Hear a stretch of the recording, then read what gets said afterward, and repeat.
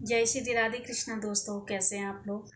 दोस्तों, अगर आपके पितृपक्ष में कोई भी दरवाजे पर आए तो उसे कभी खाली हाथ मत जाने देना, क्योंकि पितृपक्ष में ये पितर ही हमारे इन्हीं रूपों में आते हैं। जैसे कोई भिखारी आया है, या कोई महिला आई है, कोई बच्चा आया है, कोई साधु आया है, कोई संत आया है, तो आप उन्हें पेट भर के खाना खिलाइए। कुछ अपनी क्षमता के अनुसार कुछ दान जरूर कीजिए। और आपके घर में अगर काली चींटी आती है तो उसको भी आप थोड़ा सा आटा और शक्कर मिला करके डाल दीजिए। ये भी एक पितृ देवता के रूप में आते हैं हमारे दरवाजे पर, हमारे घर पर।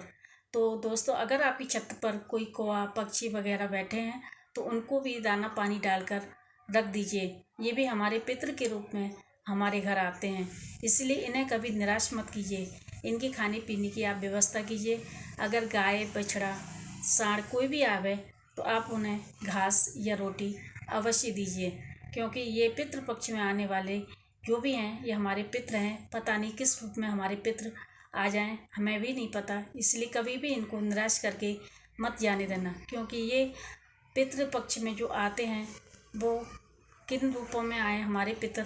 तो इसीलिए इन्हें संतुष्ट करके भेजना और मन खुश करके भेजना, क्योंकि ये भरपूर आशीर्वाद देते हैं। और इन्हीं से हमारी जो गृहस्थी है वो चलती है, इन्हीं से हमारी तरक्की बढ़ती है, इनसे हमारा जो वंश होता है वो आगे बढ़ता है।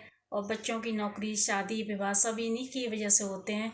अगर ये नाराज़ होते हैं तो हमारा जीवन सारे काम रुक जाते हैं। जैसे किसी की शादी रुक गई, किसी के बच्चा नहीं हो रहा है, या किसी की कोई तरक्की मतलब तरक्की में बाधक आ रही है, तो ये हमारे जो बुजुर्ग होते हैं, हमारे जो पूर्वज होते हैं, ये सब रोक लेते हैं।